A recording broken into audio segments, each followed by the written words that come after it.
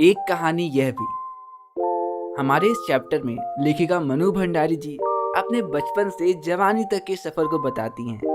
वो बताती हैं कैसे उन्हें हिंदी साहित्य से इतना प्यार हो गया और ऐसा क्या हुआ कि उनके पिता, जो लेखिका को बिल्कुल भी पसंद नहीं करते थे, वो लेखिका को सारे भाई बहनों में सबसे ज्यादा चाहने लगे। तो बेसिकली ये कहानी है हाउ लेखिका बिकम पापा की परी। तो यात्रीगण अपनी सीट बेल्ट बांध लो और चलो चैप्टर शुरू करते हैं।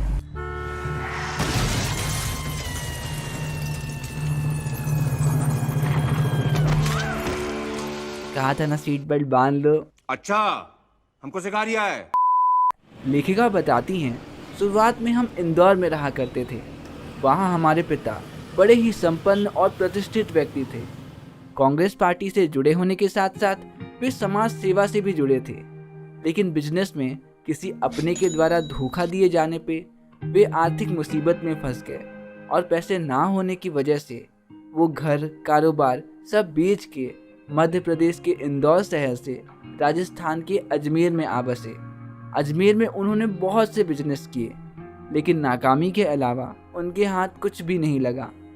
और वो व्यक्ति जो कभी बहुत ही पॉजिटिव हुआ करते थे, धीरे धीरे वो बेहद ही जिद्दी और क्रोधी होते चले गए और बिना बात के ही अपना गुस्सा हमारी माँ और हम पर निकालने लगे। लेखिका बताती हैं, हमारे परिवार में हम 5 भाई बहन हैं, जिसमें से हम 3 बहनें और 2 भाई थे। इन 5 भाई बहनों में लेखिका सबसे छोटी थी। रोती क्या कोई? और वो बताती हैं, जब वो सिर्फ 7 साल की थी तभी उनकी सबसे बड़ी दीदी की शादी हो गई और वो उस समय इतनी छोटी थी कि उन्हें तो याद भी नहीं है कि उनकी बड़ी दीदी की शादी कब हुई थी। लेखिका बताती हैं, बड़ी बहन के बाद हमारे 2 भाई थे जो पढ़ने के लिए शहर चले गए थे। अब घर में बची 2 बहनें, एक तो लेखिका और दूसरी उनकी बड़ी बहन सुशीला। लेखिका बताती हैं, बचपन में वो बहुत ही काली थी और उनकी बड़ी बहन सुशीला लेखिका के मुकाबले काफ़ी गोरी थी, जिस कारण उनके पिता हमेशा उनकी तुलना लेखिका से किया करते थे और हमेशा उन्हें नीचा दिखाया करते। लेखिका बताती हैं, इस हीनता की भावना ने ही कहीं न कहीं उनके दिल में कुछ बड़ा कर जाने की, कुछ बड़ा बनने की लगन उत्पन्न की और स्कूल के उन दिनों में उन्होंने बहुत सी उपलब्धियां हासिल करी, परंतु इससे भी कुछ फर्क नहीं पड़ा। लेकिन जब उनकी बड़ी बहन सुशीला की भी शादी हो गई तो अब लेखिका 5 भाई बहनों में घर में बिल्कुल अकेली थी। तो उनके पिता का ध्यान आखिरकार लेखिका पे केंद्रित हुआ और पिता ने लेखिका को समझाया कि रसोई में समय खराब मत करना और उन्होंने ही लेखिका को देश दुनिया का हाल जानने के लिए प्रेरित किया। और जो कि लेखिका के पिता कांग्रेस पार्टी के साथ जुड़े हुए थे, तो उनके घर में अक्सर ब्रिटिशर से छुप छुप कर राजनीतिक पार्टियों की मीटिंग्स हुआ करती थी। लेखिका के पिता उन्हें भी बहस में बैठाते और उन्हें भी अपनी बात रखने को प्रोत्साहित करते, जिससे उनके अंदर भी धीरे धीरे देशभक्ति की भावना जगती चली गई। और सन 1945 में जब उन्होंने कॉलेज में एडमिशन लिया तो उनकी हिंदी प्रोफेसर शीला अग्रवाल ने लेखिका के मन में न सिर्फ हिंदी साहित्य के प्रति रुचि जगाई, बल्कि देश के लिए कुछ कर जाने की प्रेरणा भी जगाई। और सन 1946 से 47 में जब देश के कोने कोने में ब्रिटिशर्स के खिलाफ विद्रोह चल रहे थे, उन दिनों लेखिका ने भी घर से बाहर निकलकर देश सेवा में सक्रिय भूमिका निभाई। वो हड़ताल, जुलूस और भाषणों में भी भाग लेने लगी और धीरे धीरे उन्हें देख कॉलेज की और भी छात्राएं उनसे प्रभावित होने लगी और वो भी हड़ताल और जुलूसों में हिस्सा लेने लगी। अब इसे देख कॉलेज के प्रिंसिपल को रहा नहीं गया और प्रिंसिपल ने उनके पिता को बुलाकर शिकायत की और कहा कि वो कोई एक भी वजह बता दें जिससे वो लेखिका को कॉलेज से ना निकालें। वो ना सिर्फ हड़ताल, जुलूसों और भाषणों में हिस्सा लेती हैं, बल्कि बाकी सभी स्टूडेंट्स को भी इन्फ्लुएंस करती हैं। और आज तो ये हालत हो गई है कि उनके एक इशारे से कॉलेज के सारे बच्चे इकट्ठे हो जाते हैं।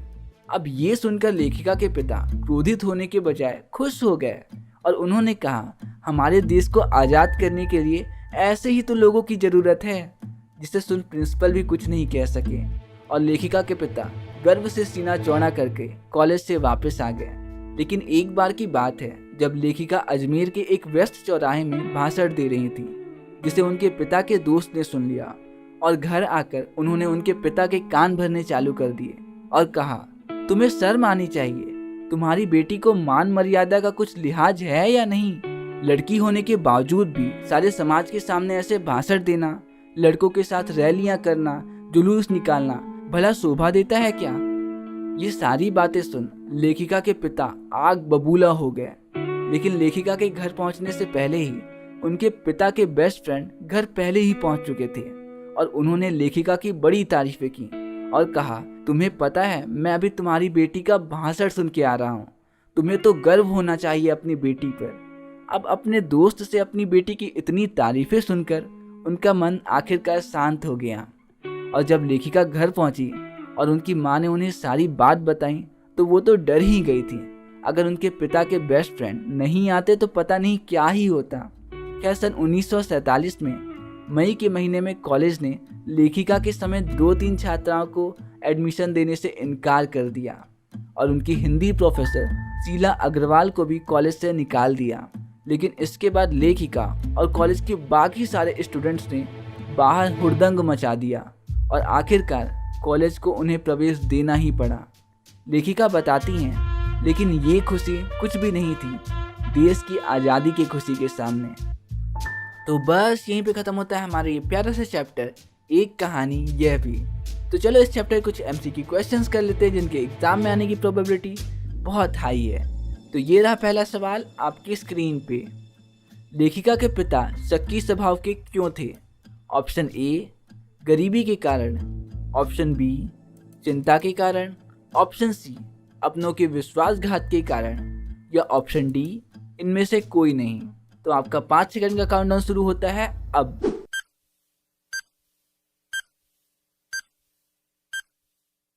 और सही जवाब है ऑप्शन सी अपनों के विश्वासघात के कारण।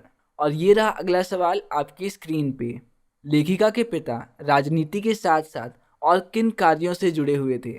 ऑप्शन ए शैक्षणिक, ऑप्शन बी समाज सुधार, ऑप्शन सी लेखन या ऑप्शन डी इनमें से कोई नहीं।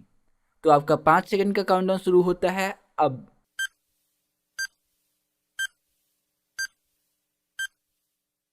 और सही जवाब है ऑप्शन बी समाज सुधार।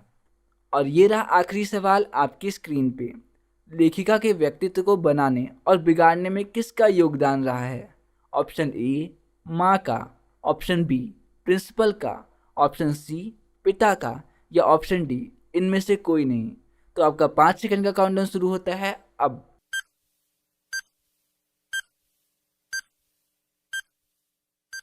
और सही जवाब है ऑप्शन सी पिता का। तो बस यहीं पे ख़त्म होता है हमारा ये प्यारा सा चैप्टर। मिलते हैं अगली वीडियो में अगले चैप्टर के साथ और तब तक के लिए दीजिए मुझे इजाज़त। नमस्कार।